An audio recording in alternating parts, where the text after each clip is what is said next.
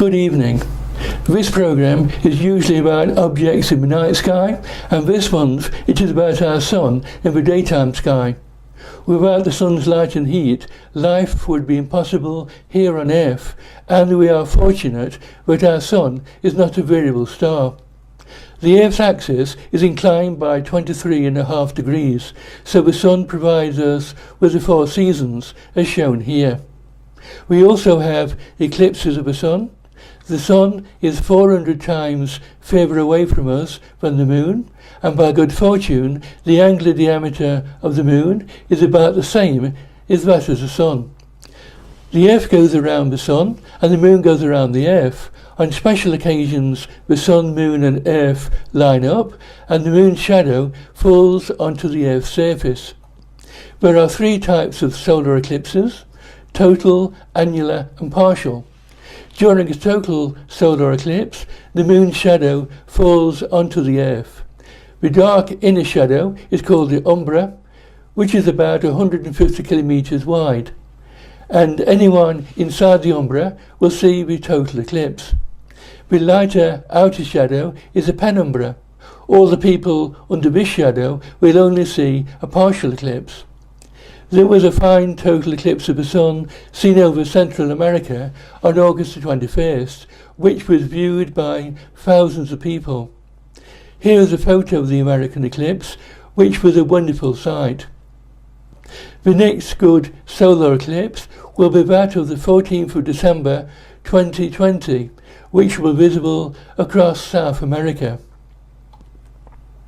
An annular eclipse occurs when the moon is at apogee, its furthest point away from the Earth, and the moon's umbral shadow is not long enough to reach the Earth's surface.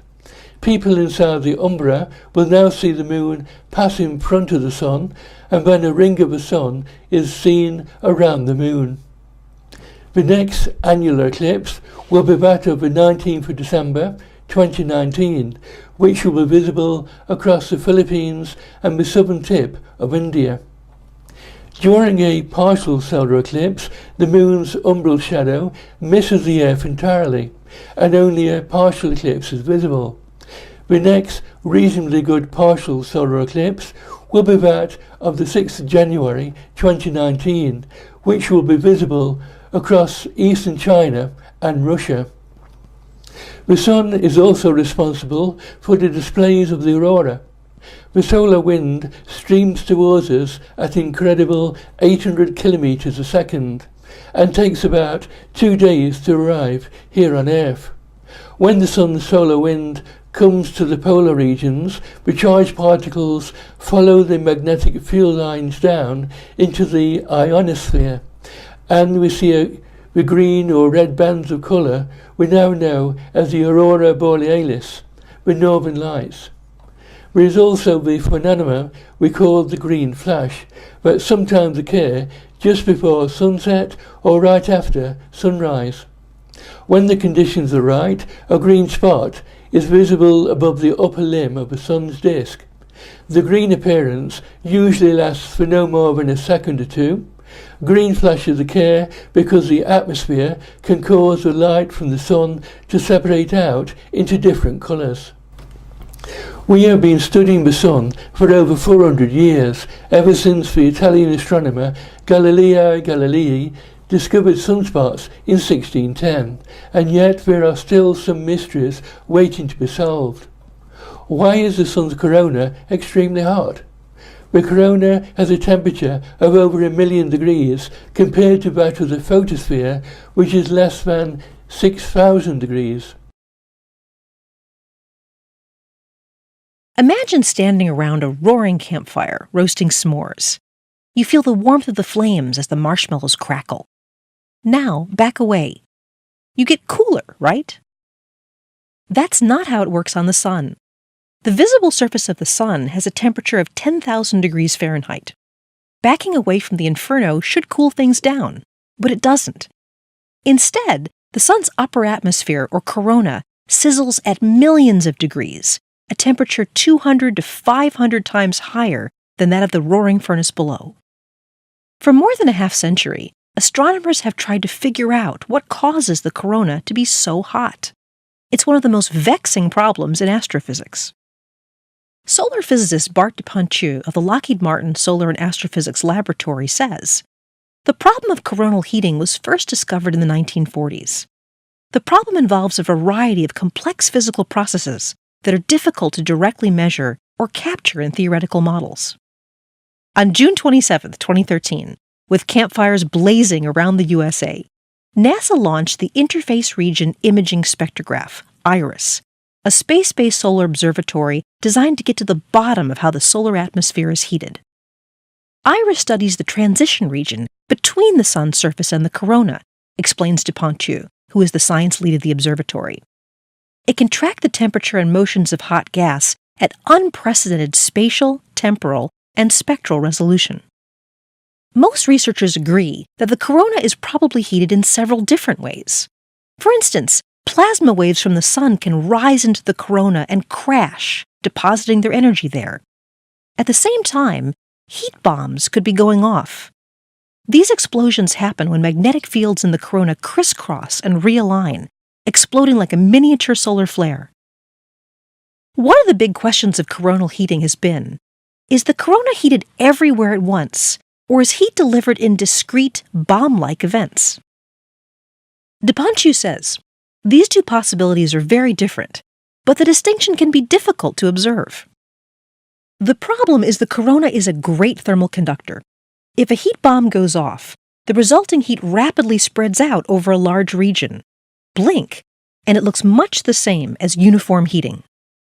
Fortunately, IRIS never blinks. A recent observation by the observatory's spectrographs has found evidence for these discrete, explosive events.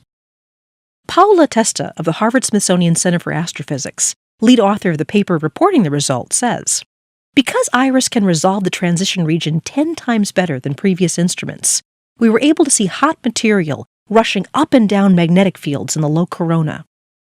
This is compatible with models from the University of Oslo, in which magnetic reconnection sets off heat bombs in the corona. Testa emphasizes that other heating mechanisms may be at work too.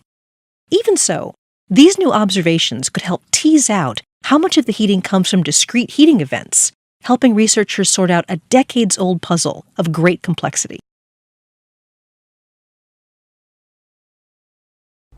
There is also the neutrino problem. There is a large discrepancy between the number of neutrinos as predicted from the sun's luminosity and the number of neutrinos being detected here on Earth. The sun only produces electron neutrinos, and we now know that solar and atmospheric neutrinos change types. This has resolved the solar neutrino problem. The electron neutrinos produced in the sun had partially changed into other types which the experiments could not detect. In December 2014, when I made my first program about the sun, it was sunspot maximum. There was a lot of solar activity, and some of the sunspots were so large they could be seen with the unaided eye. Solar activity has slowed down a lot since then. We are now moving towards sunspot minimum, which is expected in the summer of 2021. 8 weeks ago, observers of the sun were surprised by a sudden burst of activity. A complex group of sunspots appeared that caused a major coronal mass ejection, sending a cloud of solar wind towards the Earth, which created a large display of the aurora. Our sun is of real interest at the moment, and today we have a better understanding of what makes the sun shine. The substance deep down inside the sun must become extremely hot and more densely concentrated to support the overlying weight and to keep our star from collapsing. The outward pressure generated by this hot plasma is 233 billion times Earth's air at sea level. The core is also extremely compact, with a density 10 times that of lead, yet it still behaves like a gas. The centre of the sun is so densely packed that a proton can only move about 1 centimetre before encountering another proton. At a temperature of more than 15 million degrees, the protons are darting about so fast that each one of them collides with other protons about 100 million times every second. The problem is that the protons nearly always bounce off each other without triggering a nuclear reaction. Since protons have the same electrical charge, they repel each other, and this repulsion must be overcome by protons to fuse together. Only a tiny fraction of the protons are moving fast enough to break through this barrier. The Sun shines due to the process of nuclear fusion in its core.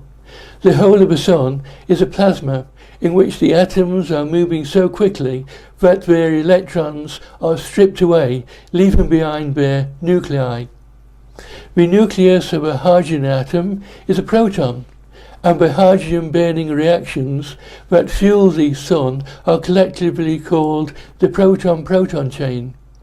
The net result is that 4 protons fuse together to make helium, and a photon of light and a neutrino is then released. In 1905, Albert Einstein published his theory of relativity, which shows that matter, or mass, and energy can be converted into each other according to the famous equation E equals mc squared, where E equals energy, m is mass, and c is the speed of light. The Sun is consuming itself at an extraordinary rate. Its central reactions turn about 75,000 tons of hydrogen into helium-4 every second. In doing so, 5,000 tons of this matter disappears as pure radiation energy. The loss of this material is trivial compared to the Sun's total mass. It has only lost about 1% of its original mass since the Sun began to shine 4.6 billion years ago. A neutrino is a small ghostly particle that has a tiny mass. When neutrinos are formed inside the Sun's core, it only takes them 5 minutes to travel to the Sun's surface while moving at the speed of light. They then continue their journey out through the solar system. The photons are not so fortunate. When they leave the Sun's core, it takes them 1,700 years to reach the Sun's surface, which we call the photosphere. Therefore, something inside the Sun is slowing them down. One way to study the Sun is to use sound waves that pass through the Sun's interior. Here on Earth, sound waves are triggered by earthquakes. Geologists have been studying these sound waves to explore the inside of our planet. Below the photosphere is a region known as the convective zone. Sound waves produced by the hot chain in plasma circle within cavities. Starting from the Sun's surface layer, the sound waves move towards the Sun's core at the local speed of sound. Since the speed of sound varies with temperature, it follows that the deeper the sound waves travel, the faster they become.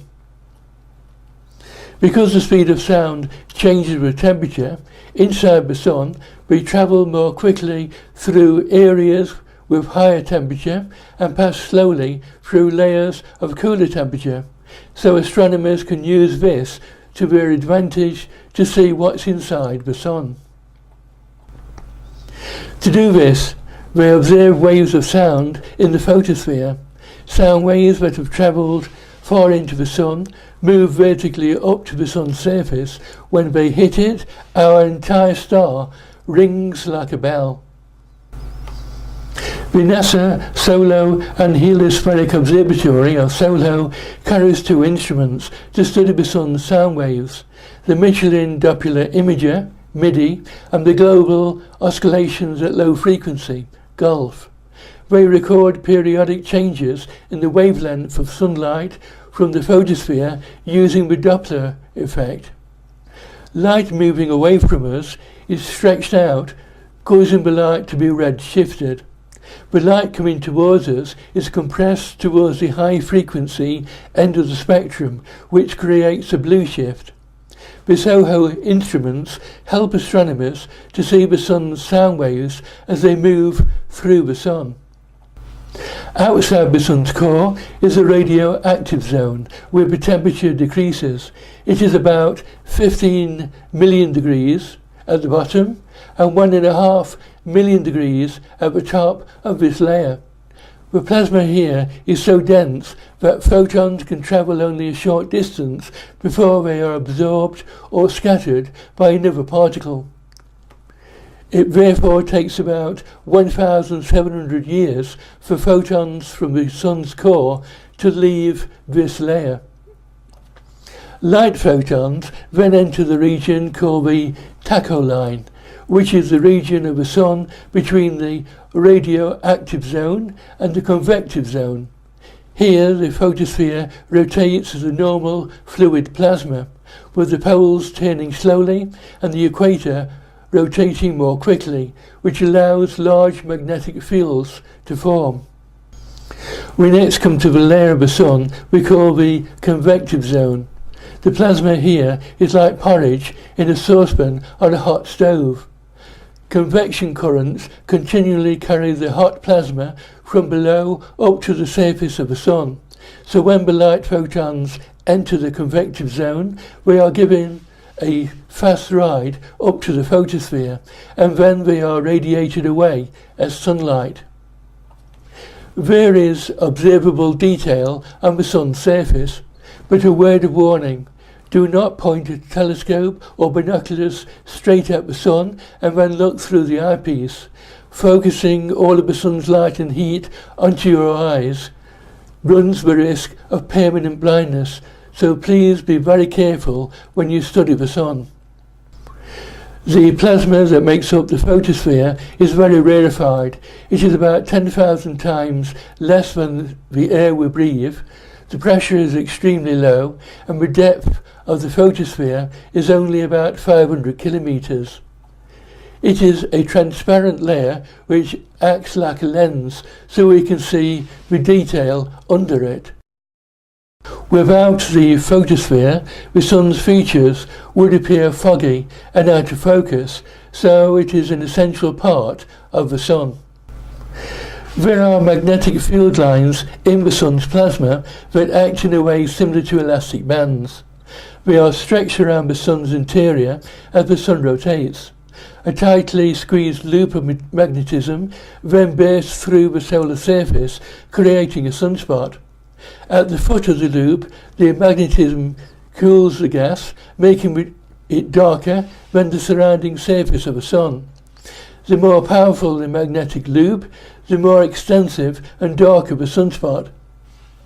This dark central area of a sunspot is called the umbra, while the outer region of a sunspot is called the penumbra.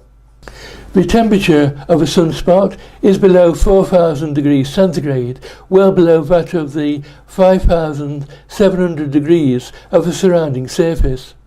A spot appears dark only by contrast. If it could be seen shining on its own, its surface brilliance would be greater than that of an arc lamp. The shapes are often complex, so a large sunspot group is challenging to draw accurately. Sunspots tend to appear in groups which take the form of two main spots, a leader and a follower, with various smaller spots around. Since the sun's surface is made up of plasma, we cannot expect the sunspots to be permanent, and we find that their lifespans are limited. A large group may persist for weeks or even months, but smaller ones may vanish in only a few hours. Their shapes and forms change regularly, and a sunspot cannot be continuously seen all through its lifetime. The sun spins on its axis in a period of between 3 and 4 weeks, so that as it turns, the sunspots are carried from the right side of the sun's disk, and they vanish over the edge or eastern limb. They then reappear 2 weeks later on the opposite limb, if it still exists. Some large groups survive long enough to cross the Sun's disk several times. It is noticeable that when a sunspot nears a limb, it is foreshortened, so that a spot which is circular will seem to be drawn out into an ellipse. This is known as the Wilson effect. In 1769, the Scottish astronomer Alexander Wilson, working at the Fairline Observatory, noticed that the shape of sunspots are noticeably flattened as they approach the Sun's limb as the Sun rotates. These observations showed that sunspots were features on the solar surface. Alexander Wilson observed what is now known as the Wilson effect. The penumbra and umbra vary in the manner expected if the umbra of the spots are in fact slight depressions in the surface of the Sun. The size of the depression is difficult to agree, but it may be as large as 1,000 kilometers. The Sun does not rotate as a solid body would, as it is composed entirely of hydrogen and helium gas. The Sun's equator turns in 25 days, with temperate latitudes in 27 days, and the polar regions in about 35 days. We now know that the Sun's core rotates 4 times faster than the surface of our star, making one revolution in 7 days compared to 25 days at the equator on the Sun's surface.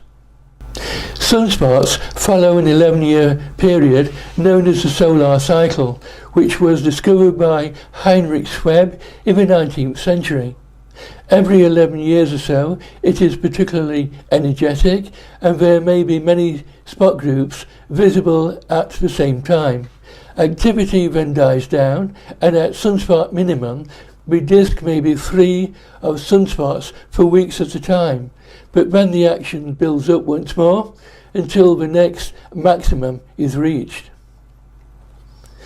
The solar cycle is not entirely regular.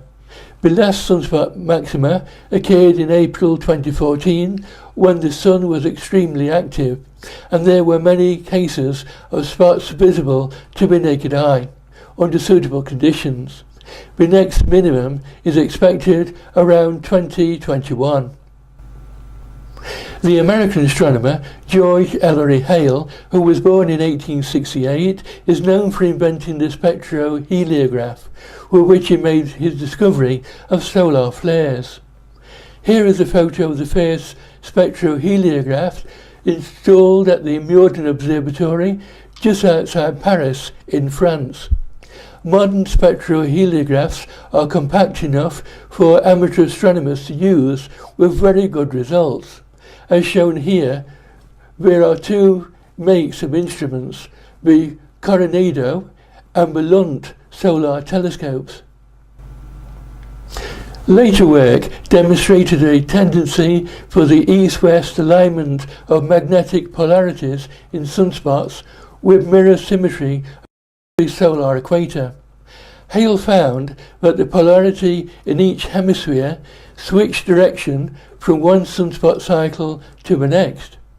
This is now known as the Hale cycle, and this is 22 years long. Sunspots often appear in pairs, a leader and a follower. The leader sunspot may be positively charged, so it expels negatively charged plasma from below the Sun's surface. In this example, the follower sunspot is negatively charged, attracting the ejected plasma that loops over and falls into the sunspot. The loops of extremely hot plasma are what we see as the red solar flares during a total solar eclipse. They rise into the Sun's lower atmosphere we call the chromosphere. Some sunspot groups can become complicated due to the number of active regions. The sudden rearrangement of magnetic field lines when 2 opposing magnetic fields are brought together is called magnetic reconnection. These magnetic field lines can become twisted in a helical structure with a right-hand twist or a left-hand twist. The loops of hot plasma can then be broken as the magnetic field becomes too low, and the plasma then shoots upwards, forming large solar flares, known as coronal mass ejections, or CMEs. Magnetic reconnection also causes heat bombs in the corona, which may explain why the Sun's outer atmosphere has an extremely high temperature. Heat bombs occur where the magnetic field lines cross over one another throughout the corona.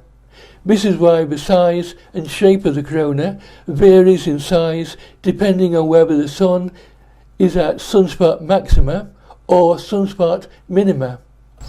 CMEs appear to be a valve to release the magnetic energy being built up that would otherwise renew itself continuously each solar cycle, and eventually this would rip the Sun apart. Solar flares emit charged particles and radiations known as the solar wind, which crosses the 150 kilometer gap to the Earth at speeds of 800 kilometers a second, and they have visible effects above the north and south poles. Because rapid variations of the needles of magnetic compasses and also create disturbances in short wavelength radio communication, because they upset conditions in that part of the Earth's atmosphere we call the ionosphere. When the solar wind overloads the ionosphere, it produces the brilliant polar lights, or the auroras. Auroras are much more frequent at times at sunspot maximum, when there are many large sunspot groups and more solar flares. Sunspots are often associated with temporary bright patches known as faculae, Latin for torches, which lie at higher level. Faculae usually appear in areas where a sunspot is about to break out and persist for some time after the group has vanished. Under suitable conditions, it can be seen that the Sun is not uniformly smooth. A granular structure is evident, and this shows that the whole surface is in a state of constant turmoil. These granules are not small. Each one of them measures about 500 kilometers across. Above the photosphere is the chromosphere, the Sun's lower atmosphere. Its name means colour sphere. The chromosphere is a narrow region we see during a total solar eclipse, or with telescopes fitted with a filter that only lets light through in the hydrogen alpha wavelength. The chromosphere is an irregular layer above the photosphere where the temperature rises from 6,000 degrees to 20,000 degrees. At these higher temperatures, hydrogen emits light that gives off a reddish colour, which is hydrogen alpha emission. Visible features in the chromosphere include a network of magnetic field lines, bright plages around sunspots, dark filaments across the disk, and solar flares above the limb. The corona has a temperature of 1 million degrees and is more than 10 times as dense as the photosphere. There are a variety of features in the corona, including streamers, plumes, and loops. These features continually alter, and the overall shape of the corona changes with the sunspot cycle. Astronomers have only recently discovered that the corona is much bigger than previously believed. It is 212 million kilometers in height, so that it stretches halfway out to the orbit of Mercury. The outer edges of the Sun's corona are continually being transported away due to the open magnetic field lines flowing outwards and generating the solar wind. In the summer of 2018, NASA will launch the Parker Solar Probe. This will study the Sun's corona. When the Parker Solar Probe arrives at the Sun in December 2024, it will pass close to the Sun's visible surface, so the spacecraft will have to withstand extremely high temperatures if its mission is to be a success. named for Dr. Eugene N. Parker, whose contributions have revolutionized our understanding of the Sun. Parker Solar Probe will usher in a new era of exploration. It's a mission of extremes. The spacecraft will plunge through the Sun's atmosphere, called the corona, and fly closer to the Sun's surface than any spacecraft in history.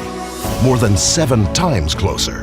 The Sun's surface is hot, at temperatures exceeding 10,000 degrees Fahrenheit.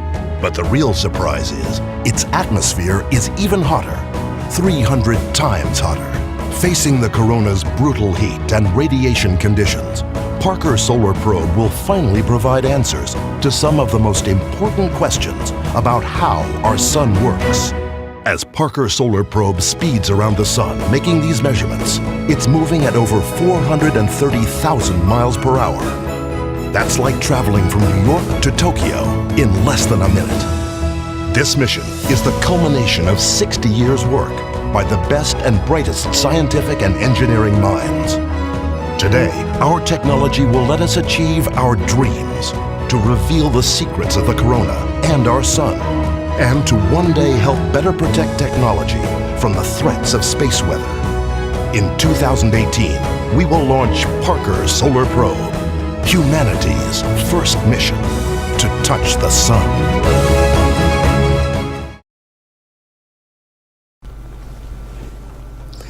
When you are next outdoors, glance up at the Sun and remember that the sunlight we see today left the centre of the Sun at the same time that the Egyptians were building the pyramids. That is all we have time for this month. Thank you for watching.